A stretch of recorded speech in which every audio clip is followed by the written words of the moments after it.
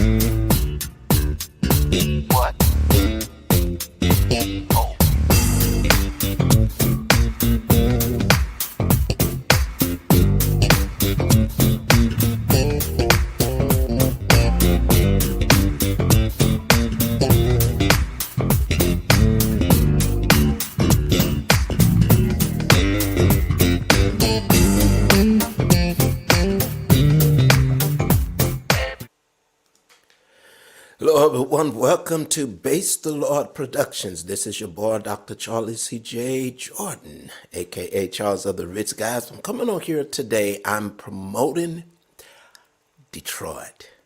God came up on me this morning. You know, I've been real busy, and, I'm scheduled to be in Detroit New Year's Eve. This will be my first New Year's Eve meeting that I've done since 2018 going into 2019. And so I was so blessed that Pastor Rick Satterfield, he heard from God. He said God spoke to him clearly and said, bring Charlie to Detroit. And I think it's very, very prophetic that my boots be on the ground going into 2024. Because see, so much God has already shown me about 2024.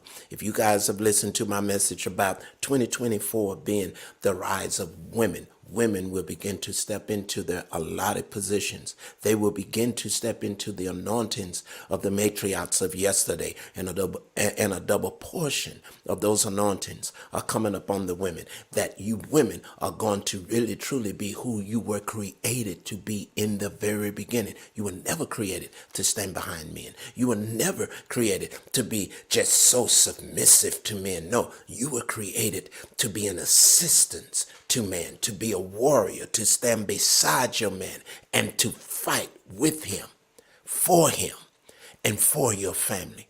That's how you were originally created. And God showed me this. And guys, something else. I found out that Lou Engle, if you know who he is, he's the one that organized the call, gathering all the young people, okay, and going from city to city, packing out stadiums, and these young people getting together, worshiping and crying out and praying to the Most High for change to take place. He is gathering the women together in 2024 because God told him that 2024 will be the year of the woman, and they will rise up. And he's going to gather them next year on Yom Kippur, okay? And he's going to have this huge convention. And women, get ready, because this is your year. So God is already speaking to me about 2024. So anyway, I'm so excited to be there. So I'm promoting. This is what God told me to do, everyone. He told me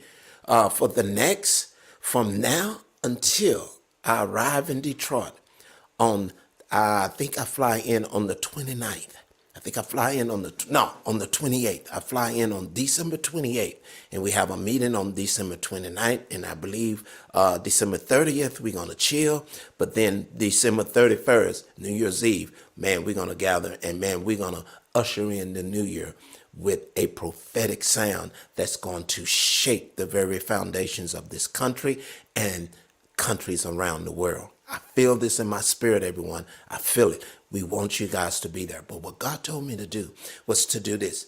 Talk about and speak about the memories of Detroit. Because you see, first and foremost, God sent Prophet Kim and I to Detroit. So what you're going to hear here, and I don't want to be too long, but I'm going to give you a testimony of how we arrived in Detroit. And then one of the first things, powerful things that took place in Detroit when we began to dwell there. But I want you guys to check out this promo. This is I Am Church, C.J. Ritz, coming together to prophesy in Detroit.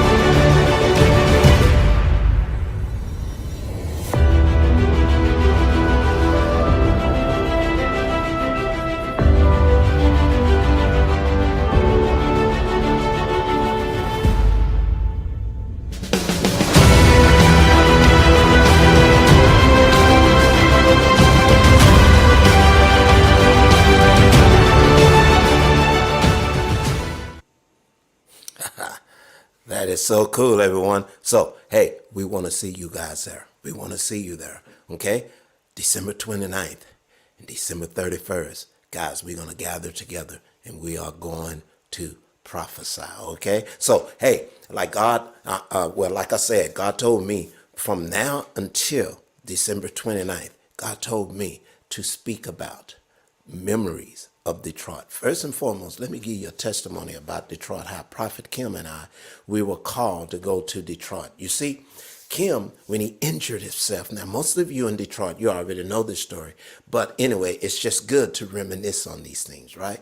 So Kim injured himself. I started traveling with Kim in 1993, and I had traveled to one place with him to minister, and then he went home from that trip, and that's when he had an accident and he broke both of his wrists. And the doctor said, you will never play the piano again. They had to put pins in his wrists. He was up like this, and the doctors had said, you will never play the piano again. While he was in the hospital recovering from this, he had an encounter. First and foremost, he had an encounter with God because God told him, you going to Detroit. I want you to go to Detroit and I want you to raise up warriors of the new millennium. Okay, and so he heard that, and he's on medication and everything. Imagine what he was going through when God spoke to him about this. But shortly after that, he had a visitation from the enemy himself. He says it was Satan, and Satan looked him dead in his eye, and he could barely breathe. He entered that hospital room, and he says, "So you are the one that's going to raise up the warriors of the new millennium. No, you won't." And Kim was fighting to breathe, and all of a sudden he was able to get his breath, and he rebuked that enemy, and that enemy fled his presence immediately. Kim was commissioned to go to Detroit on that day. Now, this is a shortened version of this testimony, and I have a hard time, man, shortening up my testimonies. But let me just say it like this. I'm going to make it as short as I can possibly make it. At 17 years old, Prophet Kim was stabbed. He was lying in the street. He was bleeding. And a Catholic priest came to Kim when he was 12 years old, when Kim was in the hospital, and said to him, Jesus will come over to you one day and lift you up off the streets, and you will call out his name and he will come to you. Because when that Catholic priest went to Kim at 12 years old, Kim told him to get the heck out of his office. That Catholic priest prophesied to Kim, one day you're going to be lying in the street and Jesus is going to come up and he's going to raise you up because you're going to cry out to him. And sure enough, at 17 years old, Kim Clement was stabbed in the chest, 1 inch from his heart. He ran out into the street. He was lying in the street, bleeding. He was dying. And he cried out. He remembered that Catholic priest's word. He remembered it. And he said, Jesus, if you are walking the streets today, come over and raise me. Come over and touch me and raise me up. And sure enough, a gentleman came over, and I met the gentleman that did this. His name is Peter.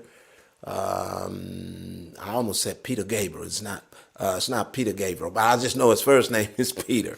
And he came over, and he took him to the hospital, led him to the Lord, and exactly what that Catholic priest prophesied happened to Kim. That was 17 years old. I was 17 years old.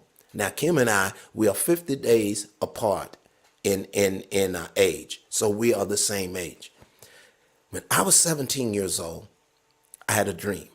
I've always wanted to go to 3 principal cities in the United States. New York being number 1, Chicago being number 2, and Los Angeles / Hollywood being number 3.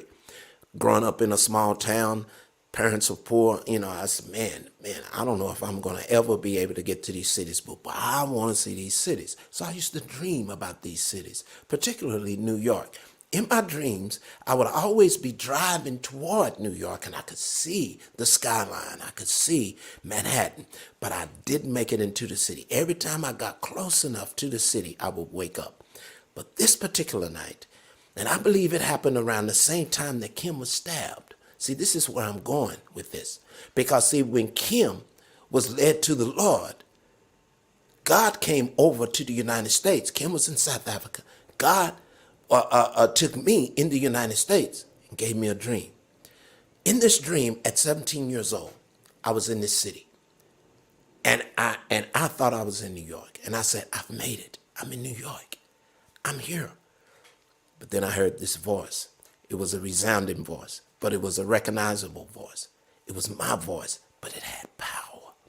It was the voice of God.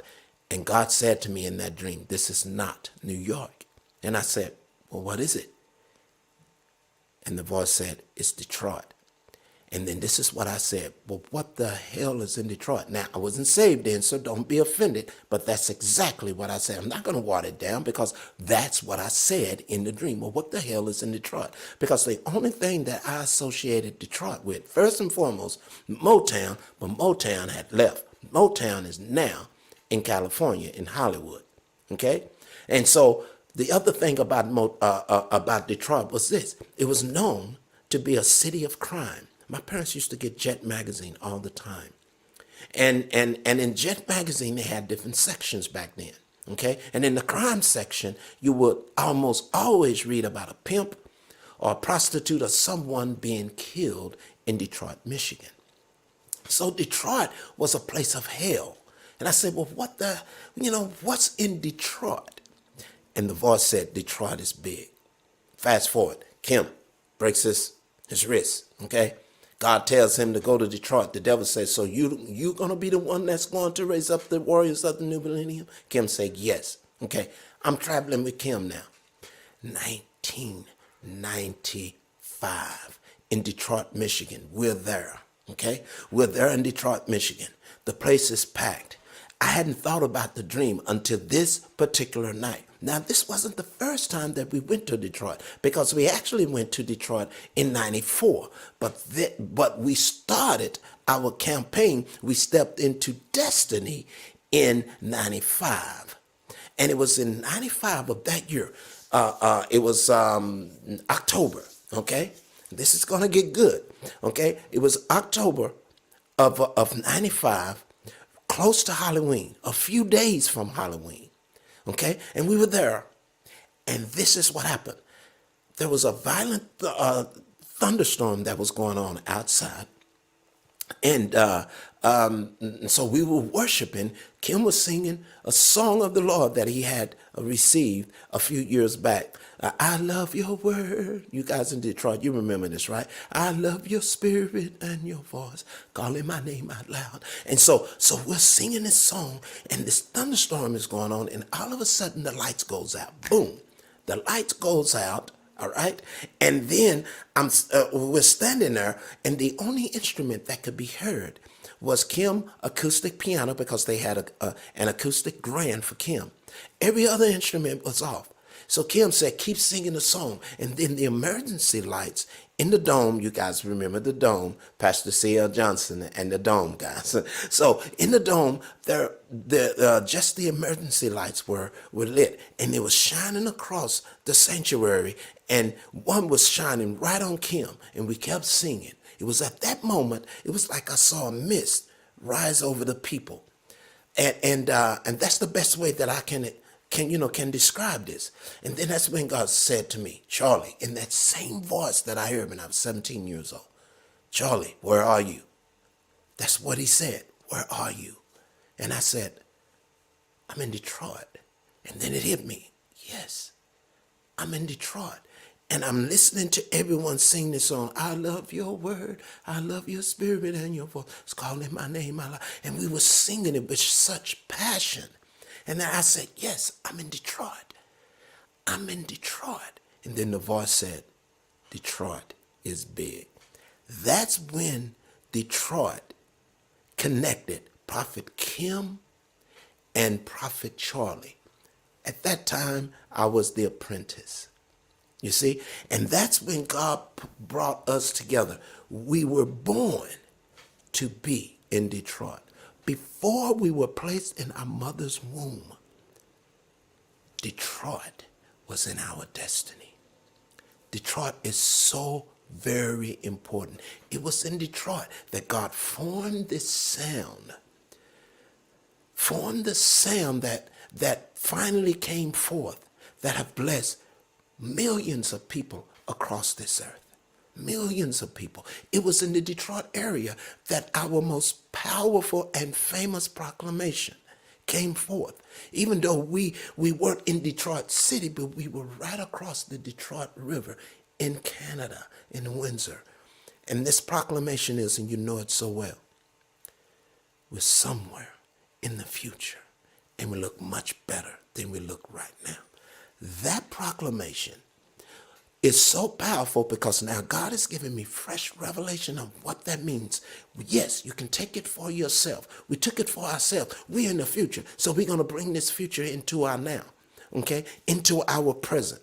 It is an individual word, but it is also a very powerful corporate word for the remnant of God. Because what God began to do from the moment that proclamation came forth, he began to show the prophet and begin to show us all events that would take place in the future. And these events, most of them would be bad. But guess what? He always showed us the future. And he was saying, you're in this, not just the future, but he will show us the victory. And in that future, where that victory was, in the midst of all of this ugliness, God was saying, I've placed you there, and you look good. Don't fret. Don't worry. Don't be controlled and be fooled by fear. Because I've brought you here so that when you arrive here, you already know that you have the victory. Guys, that's what is so powerful about that proclamation. So Detroit was the place that God began to form this sound. And that's why I'm so excited about coming back. And that's the reason why God told me to start this little series. This is episode 1, Memories of Detroit. Okay? Memories of Detroit. So I'm going to start with this one. Jesus is in effect. Jesus by my side. I put the devil in check. It was in those same meetings that I just told you about when I first saw the mist. Okay? When I first saw the mist, God gave me this proclamation. Okay, God, see that first week in Detroit when we finally got started, we got Steve, and everything was set. Man, they were powerful. So this is episode 1, and I've titled this JESUS. It's in effect because it was on this night. Okay, all right, Hell's Night, that this proclamation came forth. We were in a meeting, of course, and we was worshiping. And Kim would turn me loose. He said, Charlie, come on, prophesy. Go out there and say what God has placed upon your heart. And so we were jamming, man. And you know how our high praise went, man. It was off the chain. And all of a sudden, I started hearing this in my spirit. And I walked up to the mic, and Kim said, go for it. And I said, this is what God has said. JESUS is in effect. Jesus by our side, we put the devil in check. And so I started telling the people, and I'm going to stand up and I'm going to do it here because I want you guys to really see this. Those of you that don't know what I'm talking about, most of you, you know what I'm talking about. So let me put my seat over here to the side like that. All right, I think I can keep this. Let me see if I can raise this up just a little bit here. Come on now, I got it screwed on it just a little bit. All right, so I have my bass on, and I was said, JESUS is in effect. Jesus by my side, we put the devil in check. And then we would raise our right leg, and we would step on the devil. And so I directed the people to do this. Okay, and I did it several times, and then I said, come on, let's do it in one accord. And we had this real great funky groove and funky beat going. And JESUS is in effect. Jesus by my side, we put the devil in check. And then we do it again. JESUS is in effect. Jesus is by my side, we put the devil in check. We put the devil in check. We put the devil in check. In check. In check. Check. Check. Check. And we did that the first time we did it. The place went nuts. People started dancing and jumping, running around the place. We started this old school gospel. You know, that Holy Ghost thing. People started saying, man, the place erupted. It was such a powerful, powerful proclamation. But I didn't know, we didn't know just how powerful it was.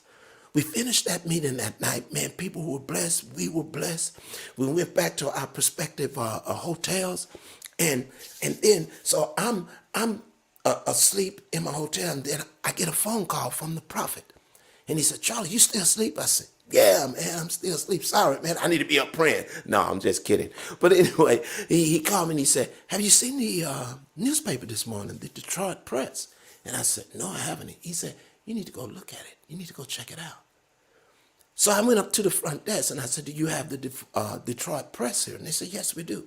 So I took it, and he had told me, and he said, "When you get the paper, go to the second page, not the first page, but the second column, which speaks about the local news mostly." And he said, "Look what's on the first page of that." And so I went there, and you know what it was? The headline read like this: "Last night, Devil's Night was put in check." Devil's Night was put in check. Now, I think it's called Devil's Night. You people in Detroit, I want you to comment if I'm saying it right, but you know what I'm talking about. This was an event that took place every Halloween, where these Satanists will go around in the city of Detroit randomly picking homes, and they will set these houses on fire. And it struck fear throughout Detroit every Halloween because they didn't know where they were going to strike next. So it was something that they had gotten used to. I think they didn't do it every year. I don't know. But they had this, the people in Detroit, they had to deal with this silliness every Halloween. But on this particular Halloween, or this particular Hell's Night, or Devil's Night, whatever you want to call it, the headline was, Hell's Night, Devil's Night was put in check last night. That was the beginning of what God began to do, not only with Kim and I, but with the people of Detroit. Guys, Detroit became our Bethel. Detroit became the place where angels ascended and descended. It was in Detroit that God formed this sound that you guys have now come accustomed to, that Kim and I carried. and it's still here. Kim has transitioned over, and he's with the Lord right now.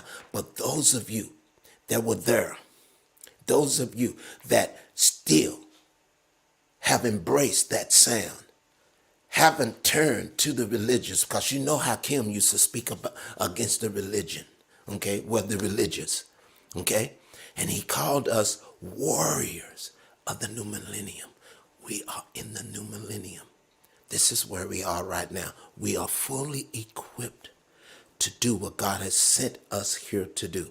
We are the generation that is going to reap this great and powerful and lovely harvest.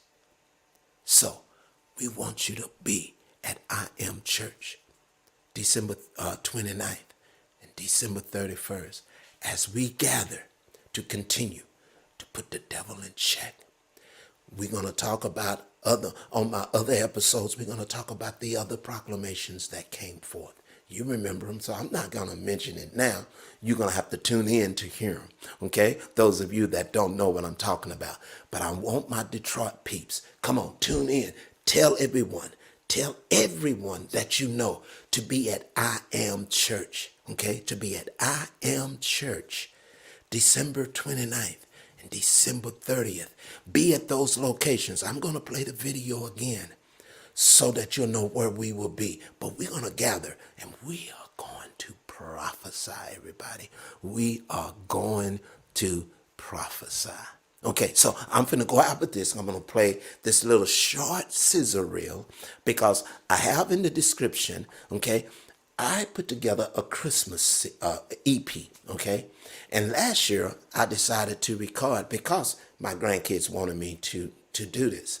They wanted to have a little hip-hop, gritty style Christmas song. So I put a gritty beat, a hip-hop gritty, the gritty, the football players, how they do that. I can't do it. I'm old school, but that's okay. I don't know how they do that gritty. But anyway, I put that groove to Jingle Bells. And my kids, our grandkids, are singing the song. And our little Aurora, the first voice that you will hear on this little scissor reel is Aurora, our only granddaughter, okay? Our only granddaughter. And she came in. I had to use pitch correction with all the other kids except her. She came in. I put the headphones on her. She already knew the song Jingle Bells. And I played the beat, I played the track. And she sung it and she nailed it with one take, perfect pitch. And I said, do you want to do it again? She said, no, I want to go watch TV. And so she just put the headphones down and walked out. One take Aurora. Let me tell you something. I was blown away. But you guys will truly, truly be blessed by this. So I want you guys to check this out. This is very short, but this is Christmas. Merry Christmas from the tribe of Jordan. So let me make sure I got it here. Yeah, I believe that's it. Check this out, everybody.